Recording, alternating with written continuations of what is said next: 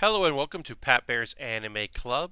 Every other Monday, I put up a new episode of this series, just me talking about anime. Because while I talk about it a lot on the live streams I do, it's nice to have a place for it on YouTube, its own little place. Pat Bear's Anime Club. Now, this is a Halloween episode. I'm going to be talking about some spooky, scary, and also just kind of like festive and fun because you might not know this about me, Pat Bear, anime lover. A genre of anime that I don't care for is horror because I don't like horror in any media, if not anime, all like live action, slasher flicks, horror books, horror TV shows. Like, no, thank you, no, thank you at all. Not my cup of tea. Um, but I said for this episode, I would watch a spooky series show, which I watched an anime that is 12 episodes long, which we'll talk about in a little bit. That I watched 8 of them in a row, and that was not good for me. And I definitely had nightmares. I'm not up for it. And I ended up watching a good one because people, were telling me about some movies and telling me some shows, and some of them were maybe suspenseful and not necessarily horror, and a few of them were just like, oh, it's just a show where there's like a monster or whatever, I guess. But I was looking for something like murders and accidental deaths that maybe aren't accidents and suspense. Like, yeah, I could have watched High School of the Dead, but that's a zombie thing, and it's not fine. It's problematic at best, but boob physics. But I'm not here to talk about High School of the Dead, a show that I never finished, but I did watch some of. I watched a good chunk of that show. Just not my thing, for various reasons. More than just I don't like horror. Anyway, Pat Bear's Anime Club. Now, I'm going to talk about one spooky, scary show, and 3 just kind of festive, fun, involving something kind of related to Halloween. Something if you want a nice anime to watch for your Halloween viewing, which at the time of this release will be in just a couple days. So here's some anime for you to watch. All 4 shows are available on Crunchyroll. Now, Crunchyroll is not a sponsor of this, but I have not said on previous Pat Bear's Anime Clubs, and I should say this now. I won't say it every episode, but I should say this right now. I am not sponsored by Crunchyroll or Verve, but I do have a free account. I have a free premium account on Verve that was gifted to me by a friend of mine. And that just allows me to be able to watch anime on Crunchyroll and not pay for it, and then be able to talk about it on my live streams and on shows like this.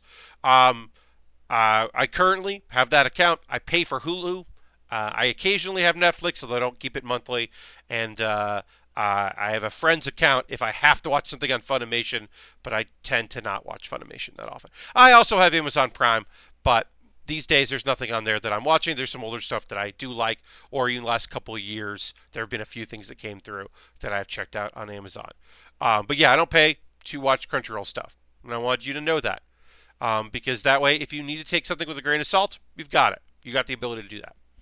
Anyway, let's talk about the spooky scary show. Okay, another a 2002 release. At the time of the release, the incident that sets in motion what's happening here in the show is 40 years previous. In 1972, a very popular girl in class 3-3 died. And everyone was shocked. And they just kind of pretended she didn't. They just went about her business as if she was still there. And that set forth this kind of horror element where there was always a mysterious person in the class, and deaths started happening, and to the point where people don't know why or remember. And sometimes it's not a student in the class, it's a relative, because relationships are very important in another. And they don't know how to stop it or solve it. It's just a bunch of people are going to die. And every year, a bunch of people are going to die in that class or related to people in that class. And so we've got a new student joining the class, right? We have, his name is Koichi. Koichi is related to people that live there. He's living with his aunt. He has his grandparents. He's staying there. He's coming in late. He's a sickly guy, a little sickly. There's a bunch of sickly people and strong people, and it's a whole thing. And he meets May, who has the eye patch you can see there. And May is weird, and a lot of people kind of ignore May, and he doesn't understand that. Well, come to find out, somewhere down the line, they decided that they needed to do what they did in 1972. That's the one thing that they know might work, is if they pretend that someone isn't there and that doesn't belong, like they did with the girl that died, then maybe it'll be okay. That doesn't work, and it doesn't make any sense. Uh, anyway, people start dying, and it's fucked up. And this anime does a good job of, sometimes they die just in the middle of an episode, but often there's an episode in early on with no deaths. And then sometimes there's an episode where just a character dies. And then there's a cut to the end music, which is like a lovely piano, and you're seeing people in fancy dress, and you're like, oh boy, okay. So, the nice thing about Koichi for this is that he is the main character of a horror anime or a horror show. So he's going to go investigating things. He's going to go into a creepy doll store. He's going to go into the basement of a creepy doll store. He's going to talk to a creepy girl who is wearing an eye patch. And guess what's underneath that eye? A doll's eye. May is the person that the other classmates have chosen to decide doesn't exist. And it's fucked, and people die. Characters get introduced to die, and sometimes they get introduced to die in a couple episodes, and characters you never saw die, or characters that you were introduced to that aren't part of the class then die, and then you're like, oh yeah, that's somebody's brother, or that's somebody's sister.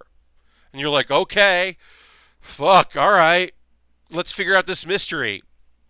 I won't say who the person that needs to die is, but I will tell you what that means. So I won't spoil it, but I will say there are a lot of plot reveals in this that don't matter and don't make any sense, and you don't need to know about somebody's sister and somebody's aunt and whatever. There's a lot of stuff you don't need. There are reveals that don't matter. Here's an important reveal that I will spoil. May's doll eye can see who is dead and who is living by energy around them. She should say this in episode 1. She says this way later. Way later in the 12 episodes of this. There's an OVA, haven't seen the OVA. There's a movie that's live action. I would never. I'm only talking about 12 episodes that air.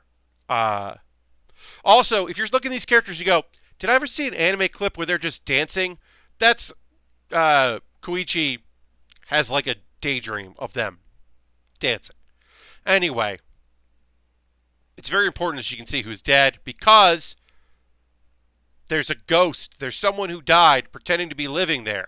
And nobody in the class knows. And then after the year is up, the survivors forget who that was.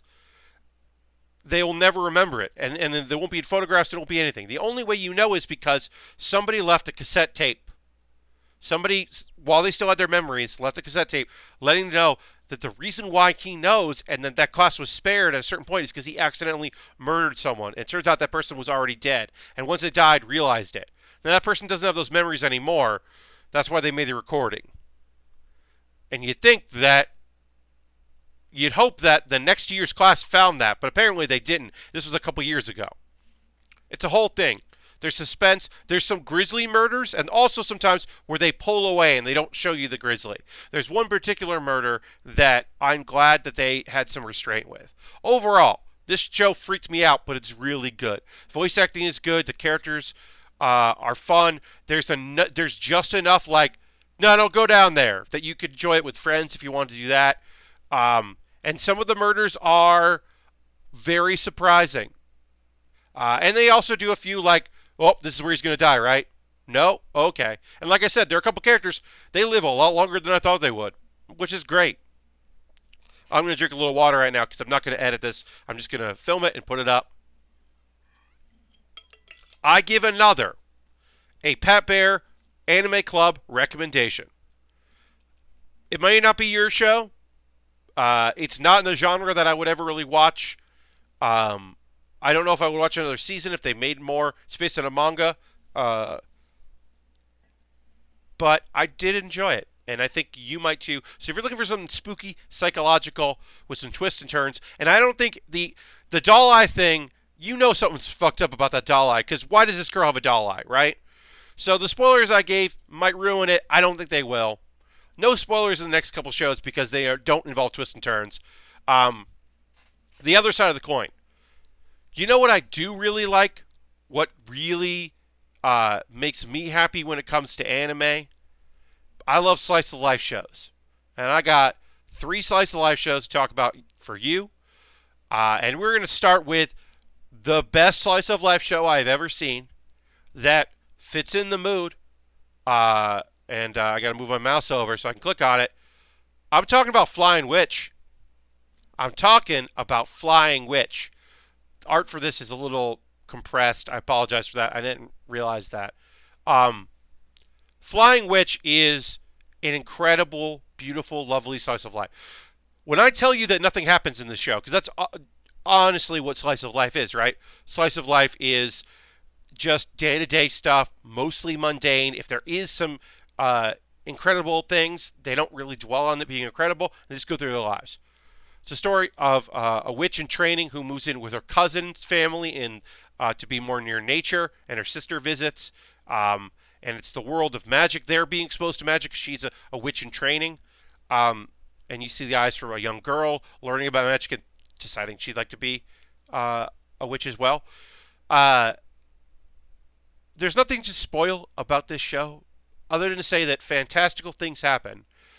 It is still the most laid back, least tense show I've ever watched. It is, if cotton candy didn't give cavities, that's this show.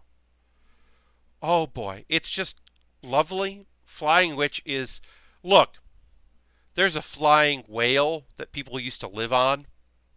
There's a ghost that is embarrassed to be seen. There's a cool fox that shows up. There's a scary looking guy named the Harbinger of Spring. I'm telling you about big things that happen. Oh yeah, there's also a dog lady. There's a dog lady. I'm telling you about big things that happen in the show. None of it is scary. None of it is tense. None of it seems weird. The most big nonsense reaction is the fact that when a character flies on a broom, one girl can't deal with it. She gets over it pretty fast. It's lovely. It's fun. It's a joyful show. Flying Witch. If you're looking for something not spooky. Also, Flying Witch is one of my favorite anime of all time. It often is in competition with my other favorite slice of life show, Laid Back Camp, as which is my favorite. And depending on the day, sometimes it's Flying Witch. Next show. Miss Vampire Who Lives in My Neighborhood. This is another slice of life show. It's look, I'll say this. There's some elements about this that are a little problematic. There is a time where one of our characters takes our vampire to the beach without her consent, and that's fucked up. And they let her know this is fucked up. But it's about 2 vampires and 2 regular schoolgirls and the friendships they have. And it's included in this list because it's fun. It explores the vampire mythology, explores friendship, and also it's very gay. It is one of the gayest slice of life shows in the world. These are characters that are just so in love with each other that they don't really express the love triangles, but they definitely express the jealousy and the ideas of what if they were together and okay and I don't know, and there's even the classic well, why do I see myself as the boyfriend in this situation? Like that kind of thing. But it's lovely and fun and is very light on the vampire. It's for gags. Ordering blood on Amazon, that kind of thing. It's cute. It's fun. It is another slice of life show. As I said, there are some elements that I don't love about it, but nothing's perfect except maybe Flying Witch. Flying Witch is not perfect. The Harbinger of Spring is in the opening theme and in one episode and does not come back. Spoilers. He's a cool character, and he doesn't come back, so he shouldn't be in the opening song because I kept waiting for him to return, and he doesn't, and it sucks. That was sorry. I just have to get off my chest. Interviews with Monster Girls. That's the final show. I'll say this is another slice of life. In a world where demi-humans exist, demis they prefer to be called, vampires and doulahans, which a headless horse. Which, hey, did you know that a doulahan is the name of a headless horse person? I knew that, but I'd forgotten. Anyway, there's Maki. She's the best. And an ice or an ice woman. Ice princess is kind of like what I think of, but it's an ice woman.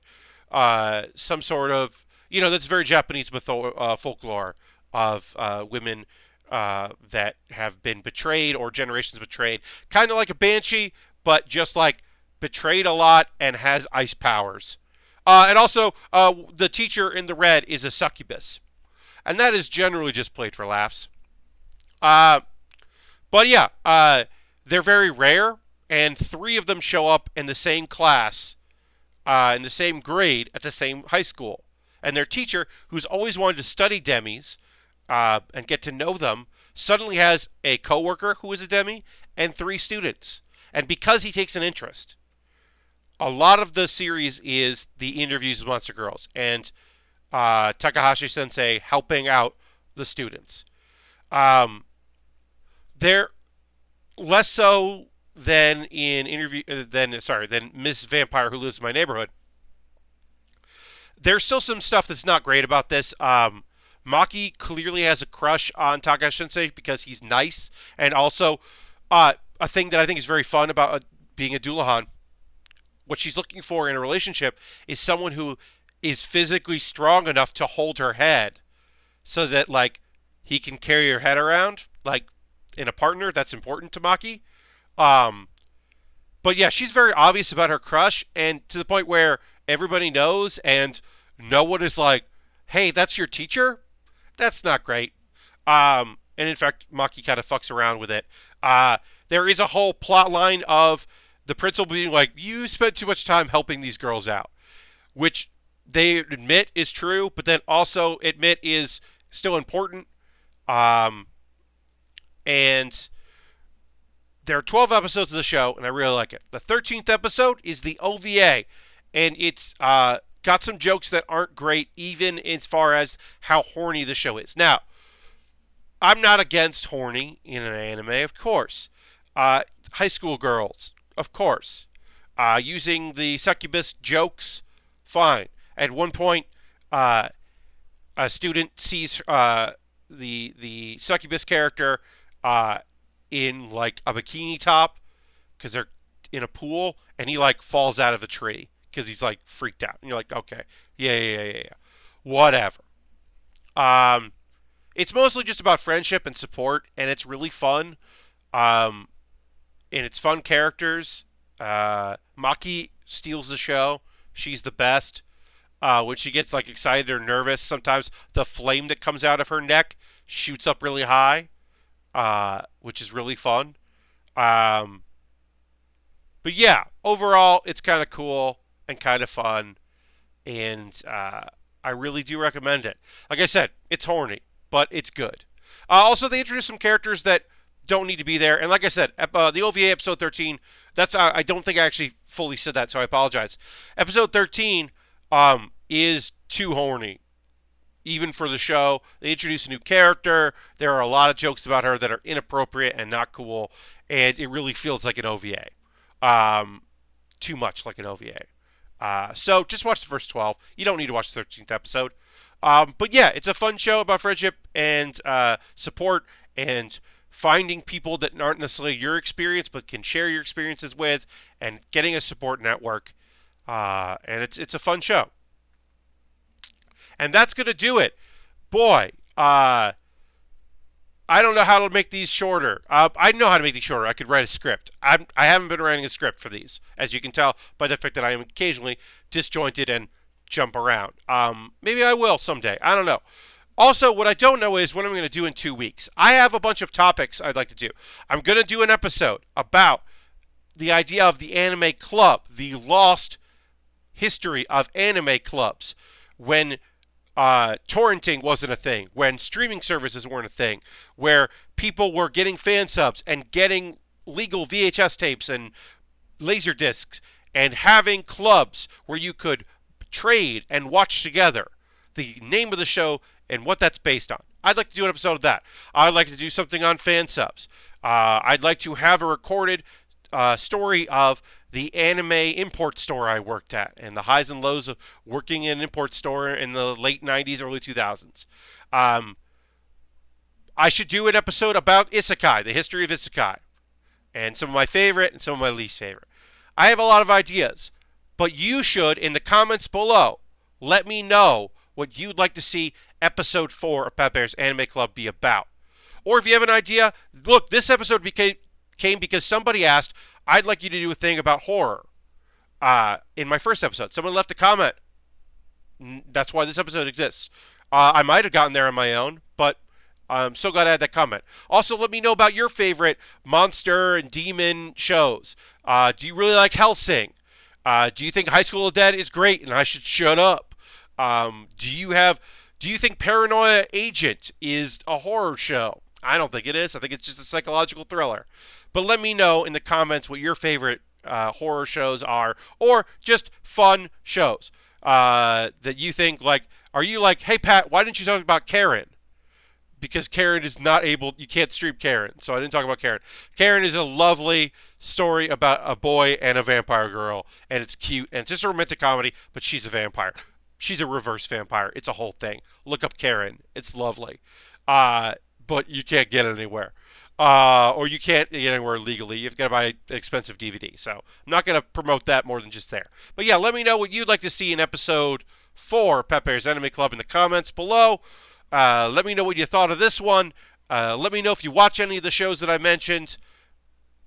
Comments are good. Share with a friend. And have a great Halloween. And I'll see you on the next Pat Baer's Anime Club. Bye-bye.